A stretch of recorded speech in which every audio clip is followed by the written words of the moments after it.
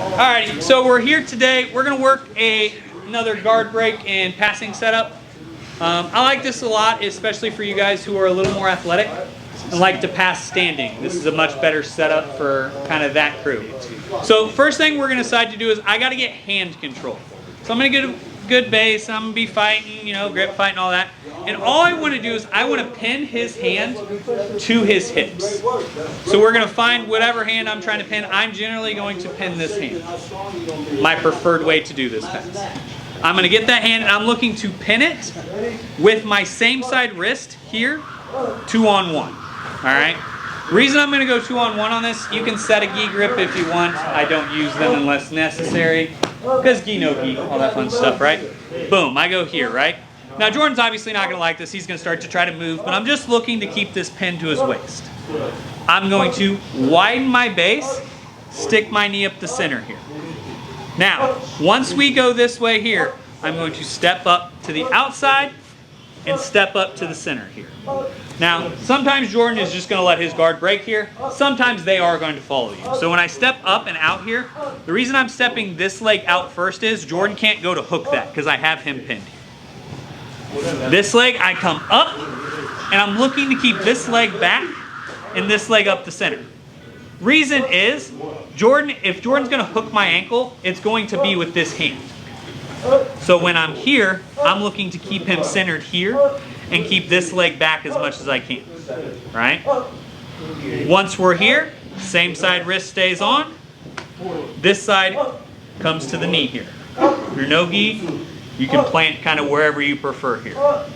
Driving my hips forward, pushing his knee down. Now, once we're here, all I'm going to look to do is staple to this side here. Right? Hand pin, staple here. Once we're here, I look to scoop that head across, drive my head in, coming across. Nice part with this is, it gives you good control of his hips and his hands here. So I'm here, we're hand fighting, right? Boom. I look to pin this. Very similar to you guys who get passed by Corey, where he passes your arm under your hips. Very similar concept. You just don't have to be grossly stronger than the person to do this one, which is what Corey gets away with his grip strength. Here and here. I widen my base, hop my hips up, keeping this leg back. Once we're here, push down. I'm here. I'm going to trap that ankle down. And I'm still trying to push this wrist across here. Because I have good control of his hips, it's going to limit his game here. I drive across for that shoulder.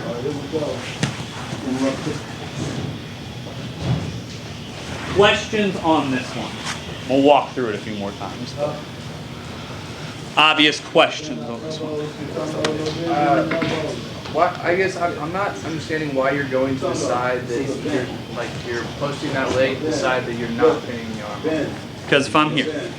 So, reason I'm going wide to this direction, right? If I stand up in full guard, right, and I don't control his hands, what's he going to do? Hook my ankles, right? So if I'm going to step up with one leg wider to make it harder to grab, and I have control of this wrist, that's why this leg's out wide. If he goes to scoop that, I have control of him on this side. Does that make sense? Yeah. So that's why this can be up center, because if he can scoop this leg with this hand, life has gone terribly wrong already. You need to worry about other things, right? But when I have this pinned here, or if you're in the gi, you can actually stand up like this with it. I don't prefer this. I like to stay in here. Boom. That's going to allow me to pass a little bit better. Also gives me some of the other options we're going to look for today. Does that make more sense though? Norm? Is there a reason you're specifically stepping up on the side that you do not have to travel first? Yes, because when I'm there, if he's going to scoop and I have to come back down, I'd rather come back down with one knee down already than both knees up. What did he ask? Why am I stepping up with this leg first? So if I'm here, right, Jordan's squirrely-eared shit, right? He's hard to keep a hold of. So if I come here and I go to step up and Jordan's squirrely and I need to recenter and recapture and kind of reset, much easier to do with this knee already on the mat. Where if I'm here, I step up, Jordan starts to get squirrely and I just need to reset. you're dropping all the way back down. That's why I'm going to prefer to step with this leg, because if he's going to be squirrely, I'd rather him be squirrely early so I can get back down, reset, recenter, re-attack, readjust from there. Does that make sense? Other questions on this one? All right, chill her out. 1, 2, 3. All right, any questions on that one? I know a couple of us were struggling just to nip on it. Other questions on it? All right, we'll move to the next piece then, all right? So boom, I get Jordan pinned here. Boom, I pop up, I start to come up, right? A couple of us were leaning a little bit. Make sure we're keeping our hips engaged here. If we're gonna come up, bring him up with us, right? But let's say I'm here, I'm working, right? Boom, I go to break Jordan's guard here, but for whatever reason, I don't want to pass. Maybe I don't have time, maybe I just need to attack. I don't know. Life happens, right? You just need to, sometimes we just gotta attack and not pass. All we're gonna look to do here, I'm gonna look to pinch this knee in. My foot that is wide is gonna come in and back. Once we're here, this foot stays tight to his hip or on his hip. If you are not confident in not reaping, which is where your foot crosses his hip line, keep your knee pinched and your hips tight here. Once you fall back, this hand, I'm trying to put the bone of my wrist right under the bone of his ankle here. That nice little knotty part here. Here. Here. And I'm trying to extend my hips forward, pulling his ankle back. We're going to work just a very simple straight Achilles lock, all right? Now, I'm going to say this very particularly. Do not rip each other's feet off, please. Would like to continue showing leg locks. When one of you rips the other one's ankle off, I can't. All right. So we're here. Boom. I step up. Come up here. Boom. I break. Let's say Jordan's just squirrely. Whatever ends up happening, I'm just not confident in being able to staple pass, right? Jordan's probably doing the most common thing. He's retracting that knee. He's going to block my hip here. That's perfect. I'm going to look to come here. Pinch. As I fall back, I'm going to look to collapse on top of this leg. The reason you do that is 90% of leg lock defense is this leg. So if you're going to attack leg locks, you have to kill this leg as early and often as possible. Now, as far as the actual lock goes, I'm going to sit up with Jordan and spin here for a second. We're here. My thumb comes in, and I'm looking to come right to that fatty palm grip here. I fall on top of Jordan's leg here. I'm looking to extend back and drive my hips forward. Realize this is one that goes from a whole lot of nothing to a whole lot of everything at once. Slow and steady. If you're not getting it, it's probably in the wrist. So take your time, get the wrist position right first, then apply more pressure.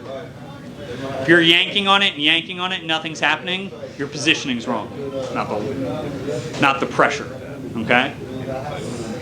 Questions on this? Carol? Are there any restrictions on this move in different competitions based on that? Yes. So varies competition to competition. Most competitions are starting to get friendlier to leg locks. So straight ankle I've seen legal at a lot of white belt tournaments now. Straight knee, straight ankle's legal, amateur MMA. I believe Fuji and Grappling Industries both allow it at white belt. I'd have to double check. Naga on this heel hook is blue belt. Yeah, I mean, Nogi at least. yeah.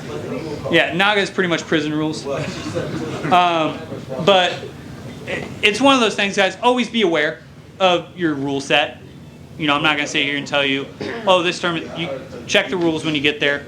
There's normally always a rules meeting. They go over it every time. If not, they're posted online most of the time. But most tournaments, white belts, they'll allow it. Nogi, not if there's like a really novice or something like very brand new division, it's generally banned there. But anything past that, it's normally allowed. Nogi, it's generally allowed, all levels. Except for maybe, you know, the occasional novice or super new division. But for what most of you guys will be competing in, it'll be legal. So that's why, like I said, we got to start introducing them. So everyone wants to be fucking Gordon Ryan these days. So you got to learn leg locks a little earlier than I did. Okay? Questions on that? Inside leg. Break it all down to him. Kind of flipped underneath your abs, right? Absolutely. So, when I'm here, this inside leg, I'm keeping my shin real tight on his cup. My foot is very gently caressing his butt. And it is knee pinch here. Because when I'm here, as much connection as I can get to Jordan's body here is what stops him from just slipping out of it. So if Jordan goes to move right now, that knee pinch and everything is what's keeping him attached to it. If my knees are wide or I'm lazy with my feet here, he's going to have room to manipulate and move. And that's what you want to kill. So when I'm here, I collapse on top of this leg, so that way when I get here, I can look to finish here. All right? Here, and finish. Other questions on this? Keep moving. So we're here. Hands up, hands I'll up, do it from stay down. low, hands up and stay low. Boom. We're here. I pin. Step up. Boom. Right? Boom. I get Jordan's guard to break, and for whatever reason, I don't feel comfortable going that way. Right? Can step in. Collapse on top. Once you get here, guys, take your time. You don't have to be in a rush. A lot of guys like grab and freak out here. You can slow it down here, because if your feet are tucked where they're supposed to be, Jordan doesn't have a lot of options. He's got to defend first, and I can take my time getting here. Now, when we're here, my wrist right under that ankle bone. Grabbing the fatty part of my palm, falling to this, driving my hips out. Remember, do not manipulate his heel into the air at all. If you do, a good coach will call that for a heel hook, even if you're not truly hooking like this, right? If I'm here and I start manipulating your heel at all, it can get real sketchy real quick on what they call for that. Make sure you are taking that straight. Questions on that? Slow and steady on this. 1, 2, 3. Jordan and I are working. I pin, I step up, good things are happening in my life, right? So I get up here, right? Boom. I break Jordan's guard, but for whatever reason, I don't feel good stapling. I don't feel good falling back. All we're going to look to do here is I'm going to look to pee for distance and drive my hips forward here, all right? For the gentleman, here. As soon as we decide to go on this, I'm releasing the wrist, and I'm trying to jump both my hands behind his ankles here. Once we're here, see how I'm collapsing my weight onto the back of his thighs so that he can't arch and blow and explode up. So I'm here, I have that pressure broke, I go here, I hips forward, pressure down. What this is then going to allow me to do is I'm going to pick a side, any side, pass the legs through, looking for side control, reverse side, whatever you kind of land at. This is one that it's not, oh, picture perfect, you're going to land in the same spot each time. Little to his reaction, a little to how far you can get his hips forward before he realizes what's going on. So we're here. Boom, I'm working. Posture up, we get here. Boom, I break the guard here. I don't like what's going on here. Hips forward. Side control, side, wherever you land at that point. But the goal is drive his hips forward and then to a side. Similar to when we were doing like the Tranio pass and you push his knees forward and kick him to a side. Same concept, just from a slightly different position. Sitting down. Yeah, I'm trying to drop my weight right onto the back of his thighs. It's almost like you're sitting in a chair back. Yeah, so like when I'm here, I'm not trying to stand up with this, because that's going to get your ankles grabbed and swept, right? So when I'm here, I'm driving my hips over my knees and my weight down on top of him almost, like if I was to sit on him. Now, you don't want to get to the point where you actually sit on Jordan. It's not the idea. But when I'm here, I'm keeping that weight here so that when he does kick up, it helps my pass at that point. That's the entire goal, is Jordan's going to feel that, kick his feet up, and you just help him to one side. Reaction, reaction, counter to the counter. Regardless what he does there, he's wrong. Because if he just lets me sit on top of him there, you find something eventually, right? But if he kicks his legs up there, boom, that helps you with the pass. And you don't care if I were to like scoop, because then you just have my arm now, right? Yeah, because what happens is, and that's going to be a lot of people's initial reaction is, when I come here, Jordan goes to scoop my ankles. That's why my weight is down on him. Why I'm looking to pass that direction. Does that make sense? You don't really have to hang out there long either with that. Hit No, this is not a... bump, go. Yeah, this is sense of urgency basically from the point you decide that you're going. So when I get here, guys, here to, you know, once we're up, the second his guard breaks, we need to do something, right? I don't care what the something happens to be. That's to your game. Sugar and spice your game to your level, right? But when I go here, you can't just stand here with his legs unattached to you and a wrist injury.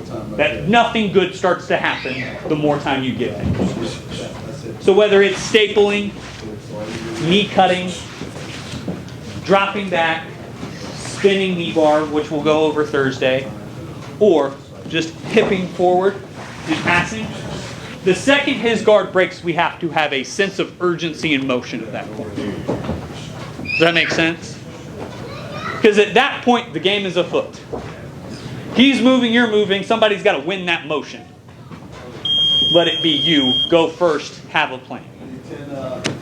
Can I see the detail on your hands when you're getting ready to go through one more time?